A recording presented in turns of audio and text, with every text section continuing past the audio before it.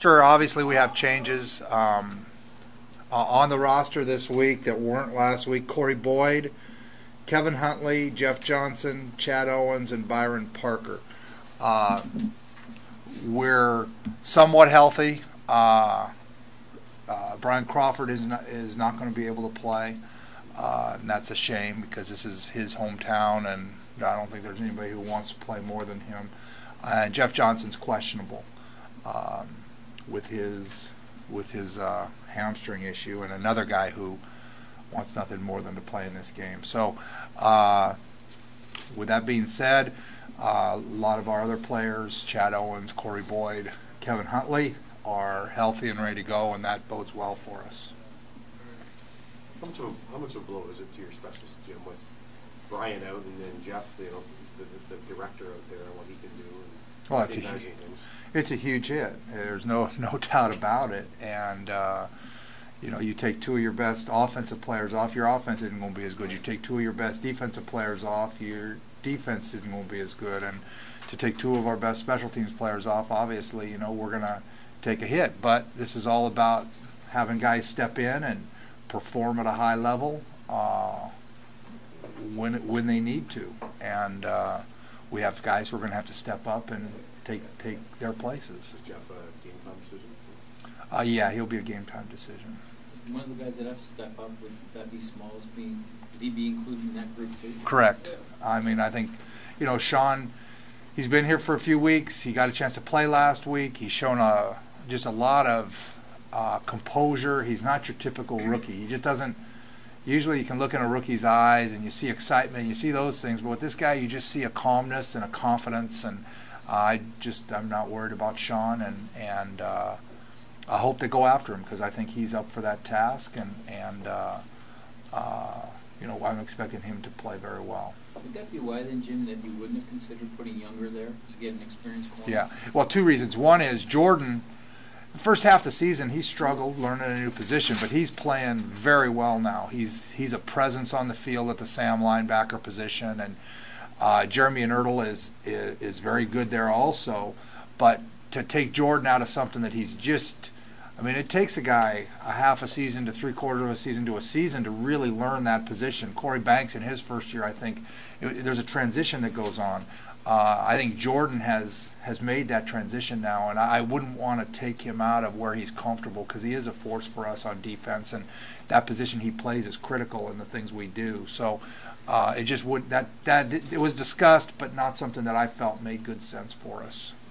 Coach, last time you played Hamilton in Toronto, that was probably the only time that I thought you got really dominated on special teams, because that's been a pretty strong point for you this year, and yet they came out and basically punched you in the mouth. What's Osh been like the last 3 weeks, and has that been, I don't want to say the key that you've had to try and make adjustments to from the last game, but has that been maybe a little bit more emphasis around specials? There's been a very big focus. We have a big focus on special teams every week. One of our major criteria to win games is we have to dominate on special teams, and if we don't, we have an issue. And it's been that way all year. So taking penalties, like I've said, in 3 games against this team, we've taken 7 penalties. Against all the other teams in the league, I think on special teams we've taken 2. We've fumbled the ball twice against all the other teams on special teams. I believe we fumbled once in all the other games. We've had 2 blocked punts. We haven't had anything blocked except for against this team. So you give them a lot of credit. Dave Easley does a great job with their special teams. They're very prepared. They're very solid in everything they do.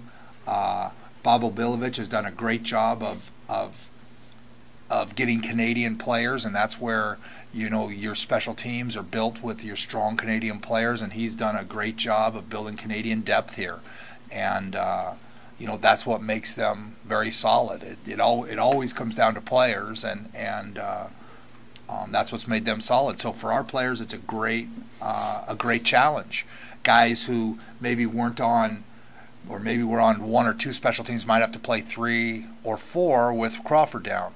And usually those guys come from the defensive side of the ball. So there's a trickle down effect to the whole deal. But Osh has been, Osh is what he is. He's like me. After that 30-3 game, it eats at you. And now this is his chance to come out, and I know he's very excited about the game, and they love him here in Hamilton. and he's, oh, I'm sure they do. I'm sure that guy with the toilet seat has still got it. And you recited some ugly numbers, and Rudy, when you look at your performance against Hamilton this year, has been a lot of ugly numbers. Mhm. How does it mean anything tomorrow? Nope.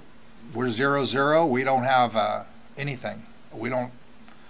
We're after that 30-3 game. When you take a loss like that, if you don't learn from it and you don't improve from it, then to me that's what coaching's about. We have to find a way to make sure that never happens, and we've done some things differently, and I think we're a better football team now than we were then, and we're going to find out.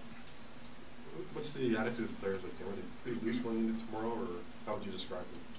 I think they're very confident. They're very loose. They know that there's not a person in this country that picks them to win. We know that there's, it's like people are picking it to be a slaughter, and those kind of things, and that's that's fine. And, Did you clear that up? What do you think? Honestly, we are what we are. We're the third place team that got smoked 3 times by this team, and they're the team that lost here last year to a crossover team, and their owner was on the radio saying how huge this game is, and we understand that there's a lot of pressure on them, and but I can also say we're not just happy to be here. Does rain help you and hurt them? You never know on that. I don't know. We haven't played in the rain, and to me the biggest thing in rain is your quarterback's hand size. Tommy Maddox was terrible in the rain because he had small hands, and you don't know. How big are Cleo's hands? You know what? I have not measured them, but I don't know. You don't know. I don't know how Kevin Glenn, how he does with a wet ball. You have to. They've done a good job on our running game, and they have a tough front seven, and